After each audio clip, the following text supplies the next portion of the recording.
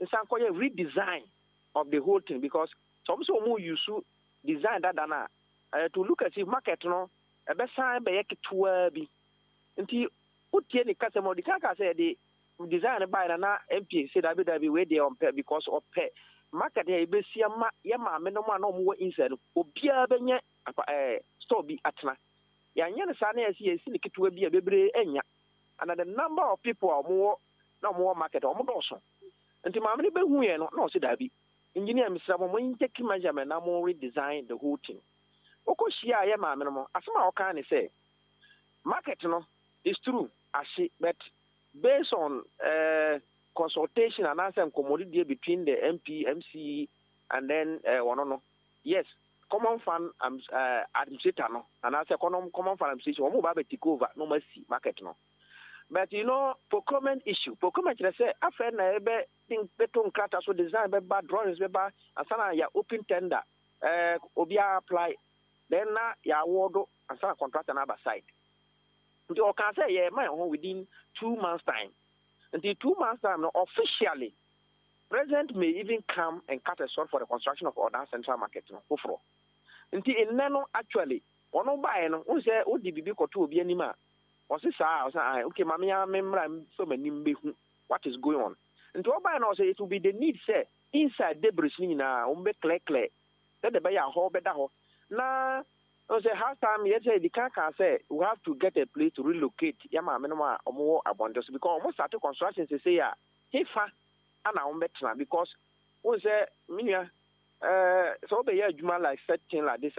but be a muti, or that place, Mina, can't see in a be use or may take occupy that place. Until within the 2 months, I'm na assembly cry, it may locate Yama Menoma baby. Now, short cutting, I take over now, the fully construction of the market start. Until at the moment, this is what has transpired. Until you share Oba market, Oba will say na cars be inside to clear say the buyer a holding in a better. So that's a contractor in the side after the ceremony the short cutting on your buy they say don't know where no was starting what you call construction. Until this is what actually happened today, Minia. The so you suit our word and say one more clear side talk a commutation on my hand now. Ya ba no de hu ya ne se ho no ya sie so ma hwa ye han na so na ahyan bi e de gravels bi nso san ba inside na no de be den. Yeah, no, it's a pre construction what time we are use. What it means is that anya one of the ba no de ba in such a way say contractor no ba ni na say you see when you are coming you prepare, we have site preparation into the no by say in case say your man kwan nenin and elchina ya Obaya, then he start working. It's a pre-construction organization. Tinesa, are there contractors in your moya down?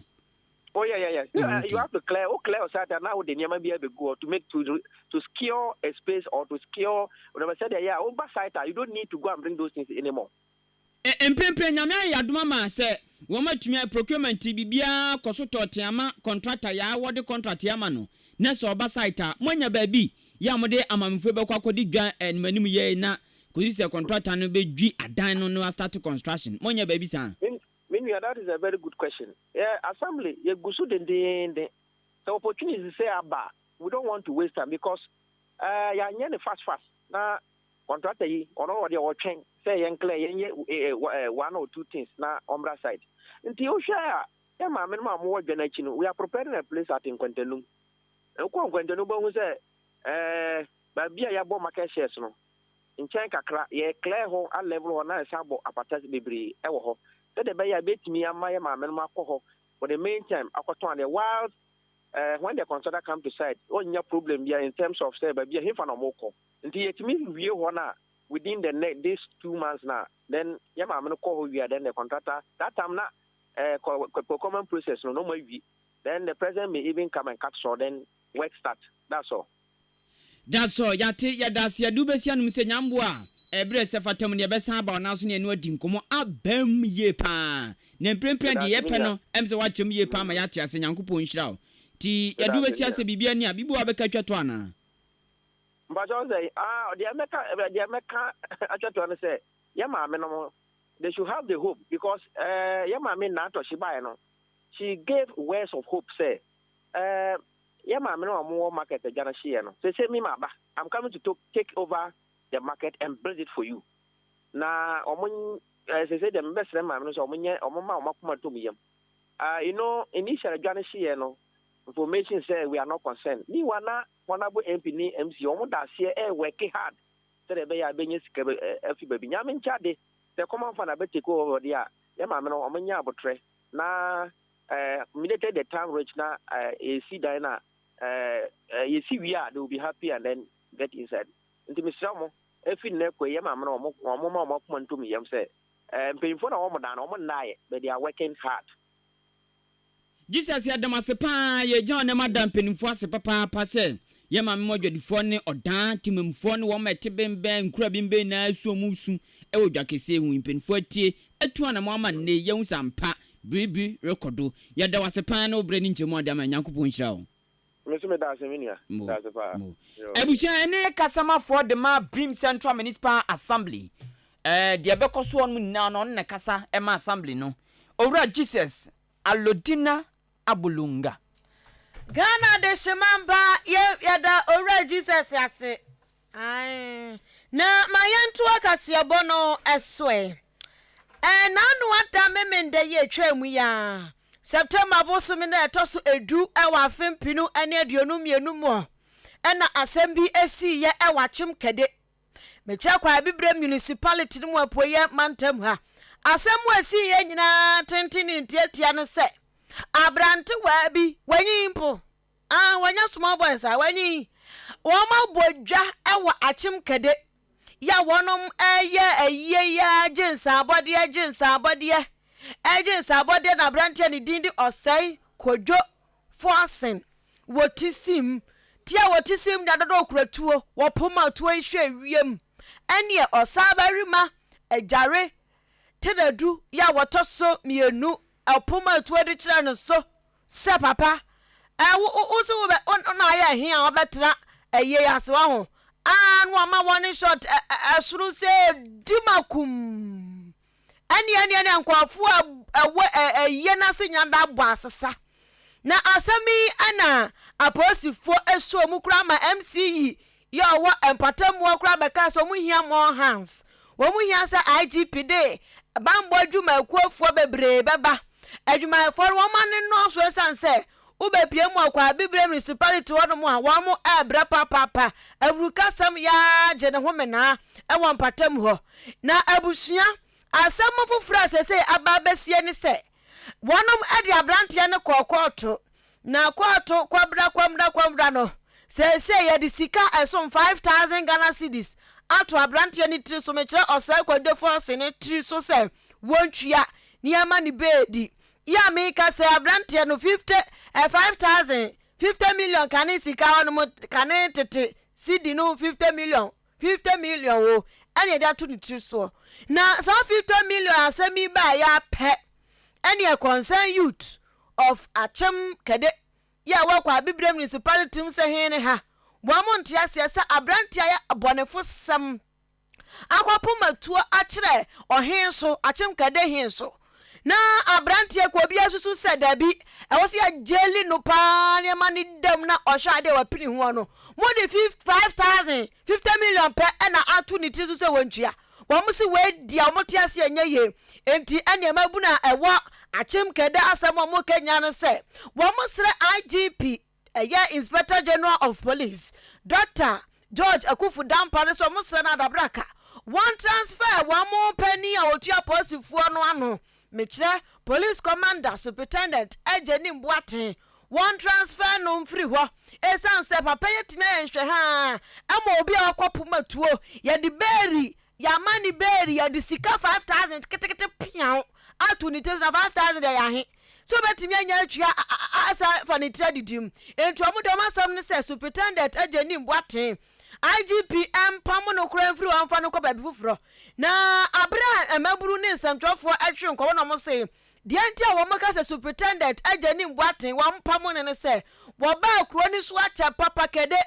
enkwada wo mamuda nufu ano enkwakura enemre wanyina nimu no enti obi a wo abatina kuro ni mu so acha sa no aye kinkon aye gangalia in fact papa no ne na fom wakade ni ntwo ne zigzagam enti omo concern you to for ne de susu se ebia na papa ne cha abeche wokro ne sunti no ahemfo ntokwa ya ekoso ewokade ne mpatam no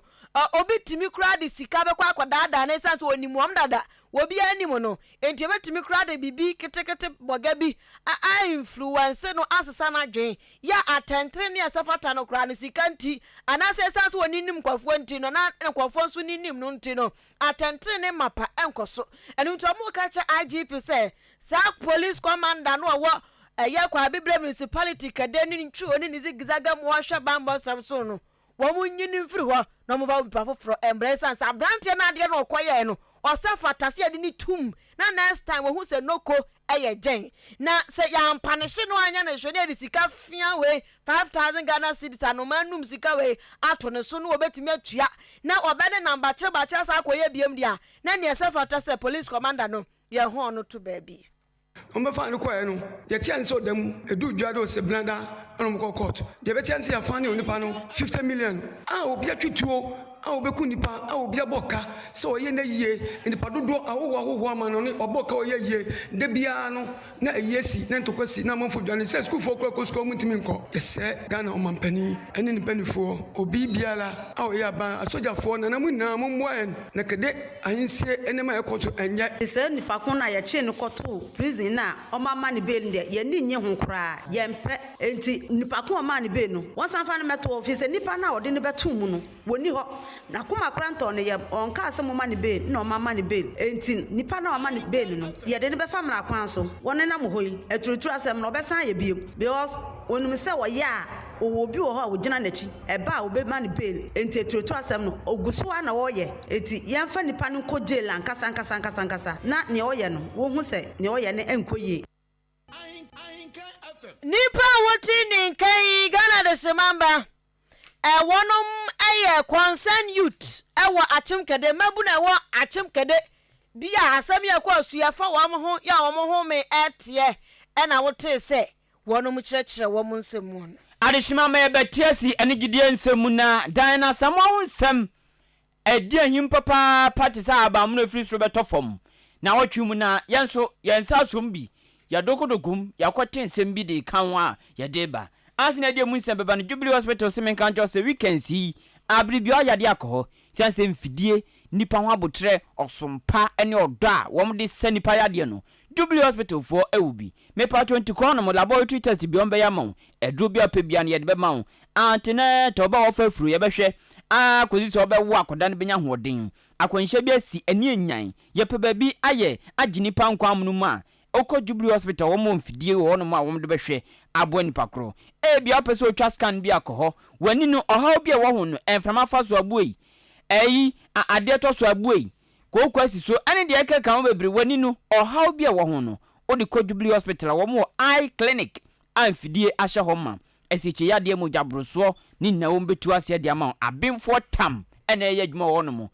wo mo ya mo mutumi krata o nti adwuma mo bono nya adwuma ketua mesrawo oko Jubilee Hospital insurance ye adwuma e ma wonsa mpa ori ye adwuma ena canteen so no aduane bia wonsa beka bi ato oda ufra boabo ko oda man transam so no so na behu Jubilee Hospital for 0244575799 0244575799 and 0241784645 0241784645 Alhaji Hungry Enterprise mi boni dimpe na me hunhina sorry ezanse na dawro ma menya provisions a efo na akono papa bi eto oyo school ni ade bi oye bia provisions de fitia na pakosi anwumre nipa bia oye den a odi bi bedi jusum samna oho enku oho ayi emo oho anwa chese provisions wo nyama de bebre asi training na ti upanuama wa bia to provisions de a eyako Alhaji Hungry Enterprise said ye tom obi o tu akoton sa na de be ma wa akoton ankra ti anu akoto ho prekuna wa kresika sanse ne sika ho ayedin wa achemudan ubehu Alhaji Hungry Enterprise our share Opportunity Bank and South Brim Bank ni finfin pe baby a coastal no eho ɛna wobɛhu Alhaji Hankuri Enterprise ɛne dim frɛ no 0245 447 138 0245 447 138 ububa menso metibo unuaba sira so sɛden a ɛnya wo so na ɔdebeto kojafo so sanso ɛna unuaba atisire ma onwi na ntwe yadefo obakofo nsa entumi nkata Nyankopɔn ni mu da opa asɛm awopɛsɛ ɔkasɛm kye Nyankopɔn yɛkagu mframam na ho ɛkɔ sanso ɛna mpenfo bu baby sɛ tintonte yɛnom sane yɛfadwen ɛbɛbuo de udi agro mebu nam sɛ tam timi menda bia ya no aka no ahyɛ so no atie ɛbɛbuo de mu odu de mu hwam akɔna kɔno bi mepacho Kwame Asante ana yɛdwomteni ma ɛbɛbuo dwumadi tie bia wutie ubube otebe ti upɛsɛ ɔba kansie bia brabe register udi nkunu ebe chawade me pato akyede da so akyede da so frɛ Kwame Asante na ne ndin sa wo so ana Brian Kemfem ne be registration no frɛ no 0593 649595 0593 649595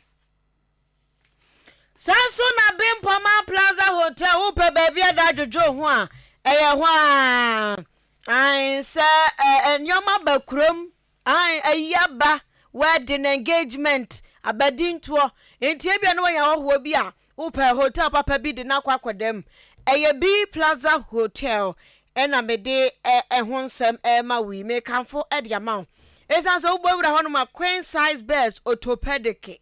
air condition odan bia mudaba kwa kitchen wo mo benya kyese fridge sim TV sim bibia wo kama Bible sam so ejana so ye pa eti B Plaza Hotel de minia ewunya ho aye ho ana ese ode ne kwa wonso ebia na madafia chempese mu change position kakra mu nkokwo change position ebi kwa no manya pension boy bi wo pension baby bi wo pension baby girl bi ebia mbenya wo na ejam de na jejegemani a enti B Plaza Hotel de poe mantam ne achem da de waje abosuko ba mesra wo ma kira kwan eni achem da MTT di kwan no so a ana Church of Pentecost odan kwantanum branch no ujira ho tu wani abehu B Plaza Hotel frɛ 0249 855396 0249 855396 ana 0243 118500 0243 118500 ODI electronics, stone TV, fridge, deep freezers, gas cookers, blenders, kettles, washing machines, kettles, papa bi, glass and quadie. Ebi wo hot bra. Abuafuom yade ma wo. Sika so betime to sope some pia utu awi a. Wa ba be for wade ekọ. Ahenkan 93.3 FM ha say achema boabu ne ebutuo ba. Ubehu ODI electronics and our 0550 900600 0550 900600 Opa baby abo wade tonde hu dawra Ahenkan 93.3 FM and American for them san say ya ne ato ye boase ne adoso mama atofo abusu say tam enunti frɛ marketing manager 0244 290093 0244 290093 wone ne kasa obehwe ho ayo package ede amount afia de shima ma ya toa anwume no Ahenkan Kasiebo Frankie Friday wutie ewo wati wasum afia tiesim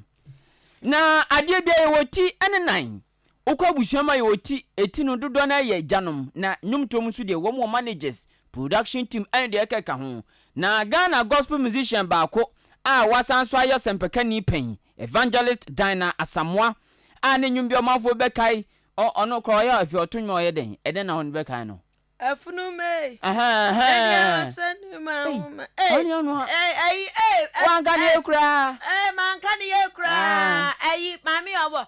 aba father mabodi na mafra wantimi benya kukodro enhwe benku mananifa kasisila manfo na kamde ni bami pasa ma me no na sisi wadane sile kwen no yes Dina Asamoah no asem na baba kaminsa abusuanti muntie mia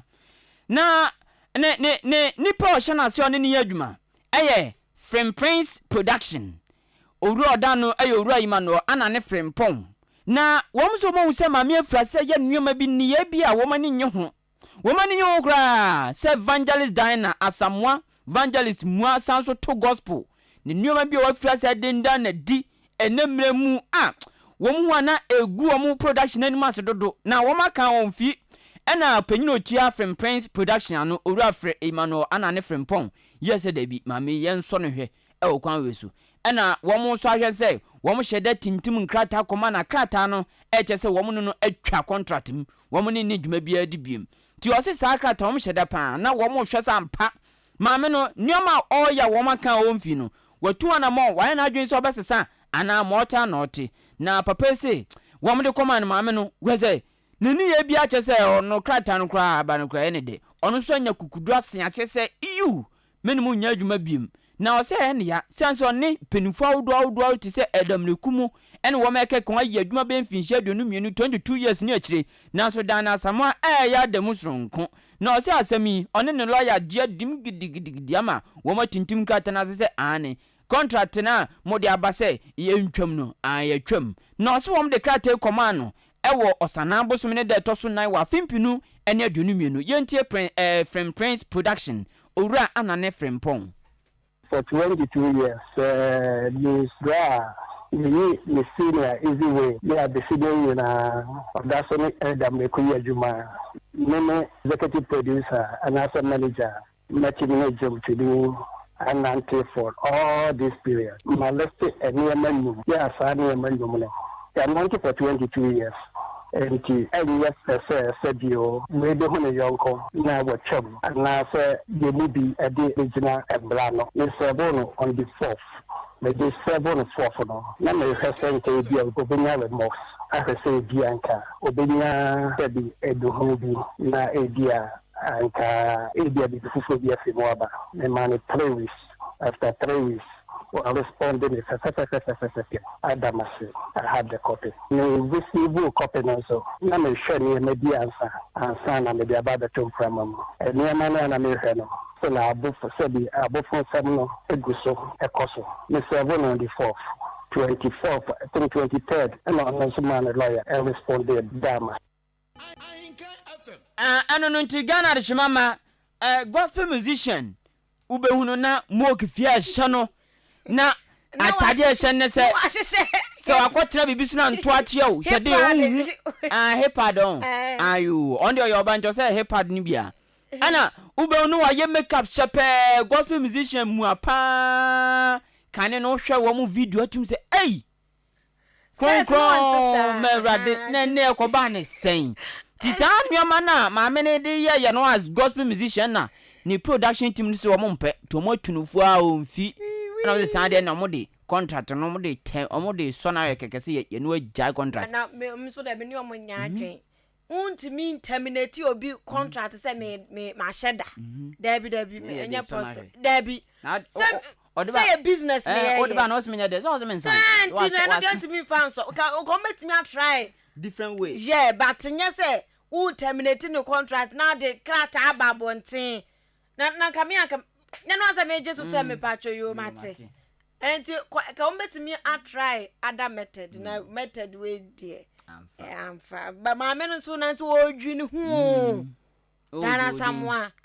hwe ma mi wuye kwani wuye hu ni video bi oye ya o se ya osra otumfo se tutu onkwaje aye ni mbra santimem we no mo nya no mu ni musu anti no bonyum bia na azu osu no and you swear kwa bi su ha fa ne mbra sa crying child or this year about the crying baby na abusia say utai gospel pa home who say enkwada ne bi eya covers omutimi fo obi nyom no mo so ma ye the same enyom with passion enti akwada ba kwa on dey say we shoot kwasoro pa or this year ba Priscilla na sabo frey woto nyom papa bano worship otimi worship nyame ema nkofo ya de nyina tutu also ono kura wa bonyom atonyom ama obi na ya ahoten etwetwen ena obi nso do onya wo nipa no etie ne nyom no onya wo enti testimonies in the adoso na ababa wa kete boge ya wanyi wanyame mu no wo hunu ne se ne maame ne papa agyae na ade ne tete ne pa ti wokọ aye delay show so na ye kobusa no ne papa ene ne maame asem na kura se mbesu anadan esu baby ne papa hye bia wosra no a o sambra fie se ne maame mpo na ne bone a o fa ne maame ba ne je no no sambra fie yentie ne dia minimi e kofi agima ti se de menua penin so okonnene so almost na minimi omo ti almost so be hwehwe da pese me ka tro se bia maame kra na ye bibi ntina ama wa hweme a o se ujai ni nemu na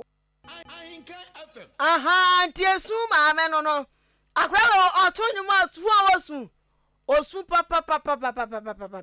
enti Priscilla audition ba Priscilla ena yete ne nka no unim ne nyombi so on poye covers enti on shada ni enyum na covers ohrifa so sa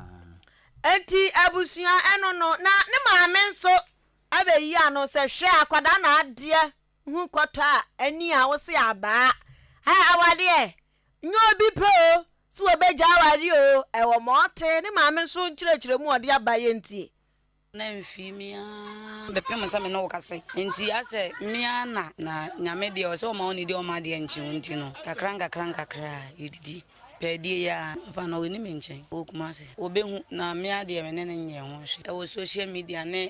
Facebook ni ade o me so obehu atonti mi sa me ho hwe enti me fa nse be 1 month ni na me da na ofre me no bi sa me se na be 9:30 to 10 no bi sa me se na o no place la no wo enti e hye me bufo pa na me bi sa ne se na wo da ben fi se me no ja wale da ben na wa frɛ me bi sa sakola no ntse ana wo da by this time ya wo no yira da men so ma da na obi bi sa me ana enti oni ya no bi sa me so wo ya na mso whatever na se na ho so na mso me de na kwaji schedule se mo kyere me obi a menya adwuma me hwe SS me uni de me ho kyere me sei me ne wo tere kan mo no wie school no de ne bla me na me uni no wo no wo ase ye ntem tete ye oti mpanyimfo ni me uni no na me so me fa we 1 year me kura me ye se wa fa me uni ni de a se me so me force na me hwe we no enti na ho ya se nka uni wie school sa de ne bla me because menya adwuma de ne bae fe wo me mfa kula no go school kura wo se sakula ni school hundi na me frɛ na me makoto mfrɛ no so me ne scam de ne kokoto se me force e pa kura me kodi jakura me dimiti kusim na me makola no ko school because we ni made nti mane ntena fi bi mbo ane nam no so menya baby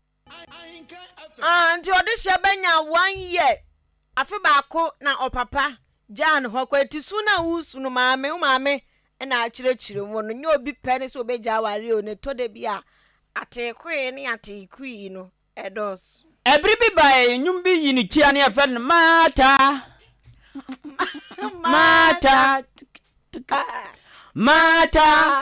dege mama yata mama yata mata tui mata gui mata fush tenenenenen mata tui mata pui mata fush tenenenenen hey yadio akwamko nipa obo nyumo ya fano shashamali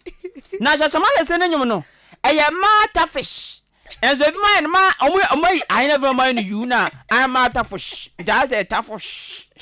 ozenya sana nyumo ne tie wakasa ho ne pa odi yenti ono ankasa nsem.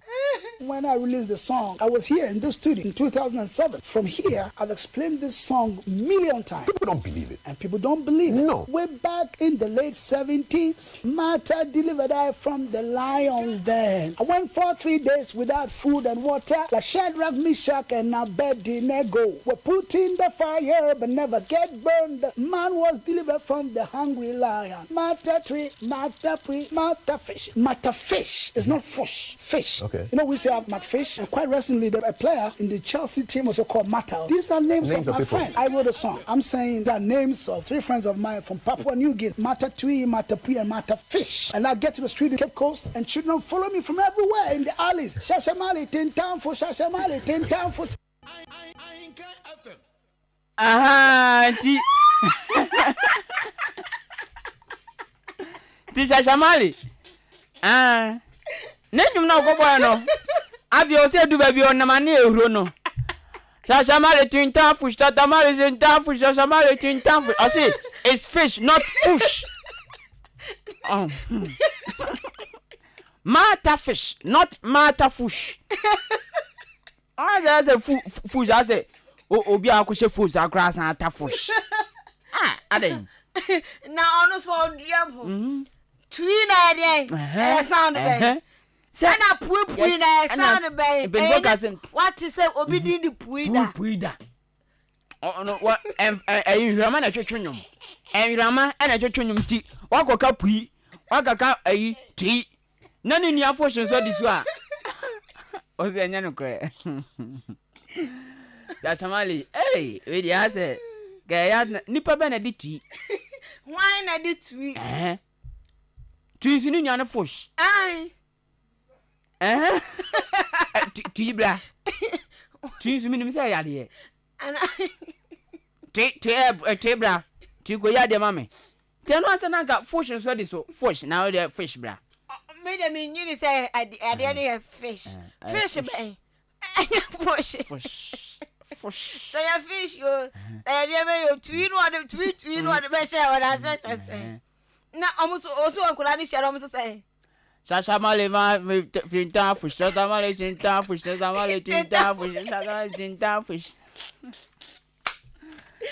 Oh my.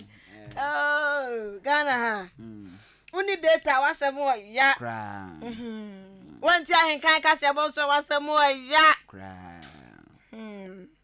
Ye fa ma fa dwetwe. Okay. Oman fa dwetwe bi na me de to so me call SMS Ahenkan FM news crew no. Nyankopon hwam na omom ho ban pa. Omom ho ban. Oma hoden kwatenten ambetum dia ye adwuma no abre na abre bia ni pompem ye no. Osama no manyame sese de untumi nsama ye makoto molias bolesan se MC ni assembly na Daroma ani pinfo be ke kan ho wo mo adwi akoto molias bola no hallelujah tese pe bibi foforo na fa ne hye ese odan marketing so mu dwi inside do tese den pa na obesama yama no ene wa wasema ti odene de aba ye bo Samuel edifri achem kokobin aka bi ne bai achima yirebi we say massive investment in agriculture titu ne digitalization on agric no osebe boa pa am yesika sama St. John naso titu ene agriculture sector no ebe boa ma St. John naso papa osi ochia Mrs. Rebecca Intiamwa Donko awo achim ayiribi wei efri achim ayiribi odi achim ayiribi yedas wesi Ghana yesika sam ne eba mbonsem emo mredodo of school edfri achim aboabo ena ebai we so say ne mpa bo se Nyankopon besesa ya setenam sisi e Ghana ne mpa bo kese pa no Nyankopon hira man kronkron Ghana Nyankopon hira Ahenkan FM o se ne din e de survivor owo achim asene encha sronkonkoma jima Christabel ene jima David wo mu na e wa achim asene Salvation Army Basic School ti Christabel jima ene jima David moncha sronko eno no na yanko wemra ana okay ene me classmate ba koda form kwakwazik e wa santa atmament ene no mu yi no nti mera ho pa obi mfem no ncheche mere ti kwakwazik yame for currency customers for something yes see you can get prepared maybe I'll come around yako akwa weekends ntino your producer enanwumre kwabena Akim achem asubuade hye ba kopɛ anti adwansia Elizabeth Apia nana achim asubuano no sanso ana kwamnya sante aka Sir Charles Adishmama ene so hwe na hofasuo ni pa osobia yabo na sufufro a osi ndi boni bim ona de ko Facebook live and YouTube Billy Nyami Enoch ene technician on duty akenkanfo ya wote yenka me kwaku anin kusimene afia ampofowa Kasiebo nasi yesi achiamope jemamumo ne tie